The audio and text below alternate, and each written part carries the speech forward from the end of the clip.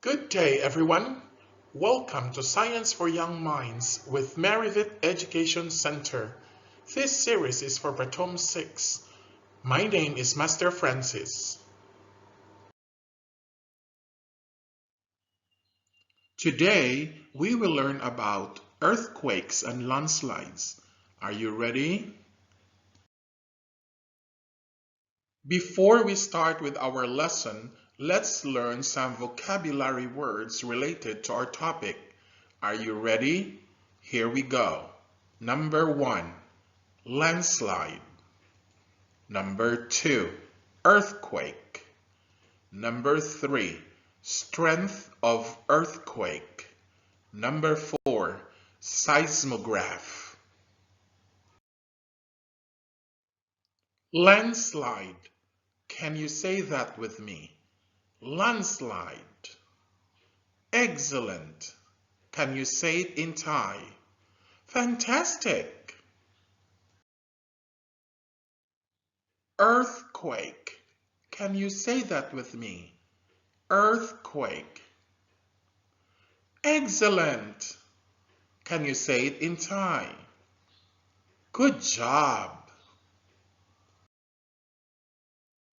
Strength of earthquake. Can you say that with me? Strength of earthquake. Wonderful. Can you say it in Thai? Amazing. Seismograph. Can you say that with me? Seismograph. Wow. Can you say it in Thai? Great. What is an earthquake? Earthquakes are ground movements that occur when blocks of rock in earth move suddenly and release energy. The energy is released as seismic waves that cause the ground to move. Earthquakes have focus and epicenter.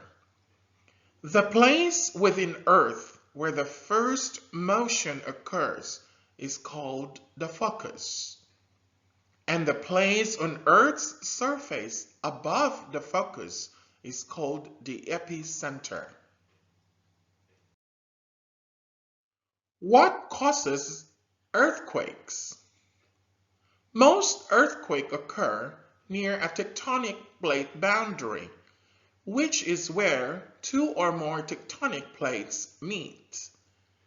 The movement of tectonic plates breaks Earth's crust into a series of faults, which are breaks in Earth's crust along which blocks of rocks move.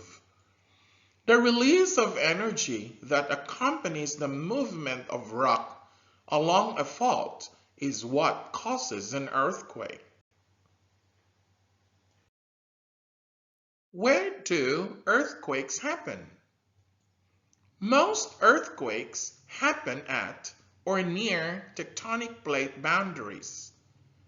At tectonic plate boundaries, stress builds up from tectonic plates colliding, separating, or grinding past each other. The first picture shows you how tectonic plates collide against each other. The second picture shows you how tectonic plates grind against each other. And the last picture shows you how tectonic plates separates from each other. What are some effects of earthquakes? Most earthquakes do not cause damage, but some strong earthquakes can cause major damage and loss of life, especially in areas closest to the epicenter. When the shaking of an earthquake is more than structures can withstand, a major destruction can occur. Much of the injury and loss of life after an earthquake is caused by structures that collapse. The first picture shows you the shaking of buildings during an earthquake, and the second picture shows you the collapse of building after the shaking. An earthquake under the ocean can cause a vertical movement of the sea floor that displaces an enormous amount of water. This can generate a tsunami. A tsunami is a series of extremely long waves that can travel across the ocean at speeds of up to 800 kilometers per hour. As the waves reach the shoreline, the height of the waves increases. The huge waves can cause major destruction. The first picture shows you an approaching tsunami with its great waves, and the second picture shows you tsunami reaching the coast and destroying everything along its way. Here are more effects of an earthquake. Landslide may be caused by an earthquake. Roads can also be damaged by an earthquake. And finally, people can be killed during an earthquake. A seismograph records the vibrations from earthquakes. How are earthquakes' strength measured? Earthquakes' strength and intensity is measured using some scales. The most common scale used in measuring the intensity and strength of an earthquake is the Mercalli scale. The Mercalli scale uses Roman numerals to rank earthquakes by how much damage they cause. It is a scale from 1 to 12. Another common scale used in measuring the strength and intensity of an earthquake is the Richter scale. The Richter scale uses numbers in designating the strength and intensity of an earthquake. For example, an earthquake with strength number 2 is only detected by a seismometer, while an earthquake designated as number 8 has total destruction. What to do before an earthquake? Before an earthquake strikes, do the following.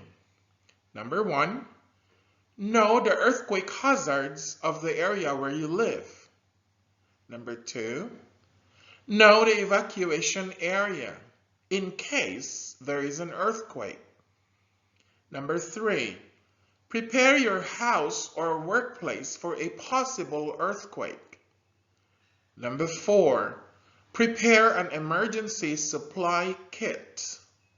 And number 5, participate during earthquake drills. What to do during an earthquake? Your response to an earthquake depends on where you are at the moment of the earthquake. When you are inside the building, you can drop, cover onto something like under the table, and hold on. You have to stay in a safer part of the room. Stay calm and alert. Watch out for falling objects that may cause injury. If you are outside, move to an open area. If near the shore, move quickly to a higher ground. Stop if inside a moving vehicle. Do not cross bridges, overpasses, or flyovers. What to do after an earthquake? After the earthquake strikes, evacuate. As soon as the shaking stops, take the fastest and the safest way out if you are inside the building. Expect for an aftershock. Be updated, Monitor the situation from the radio. Put out small fires using fire extinguishers. And check yourself and others for injuries.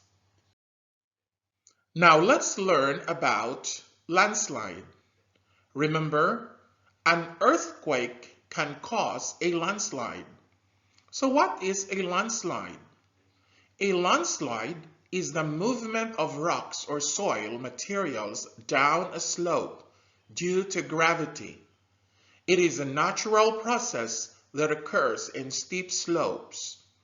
The movement may range from very slow to rapid. So what are some causes of landslides?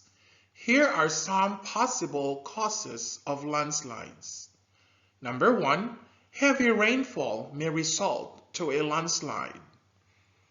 Natural weathering of rocks may also cause landslides. Earthquakes may also result to landslides. And finally, deforestation, which is the cutting down of trees, may cause landslides. So what can be done to prevent possible injuries and even death due to landslides?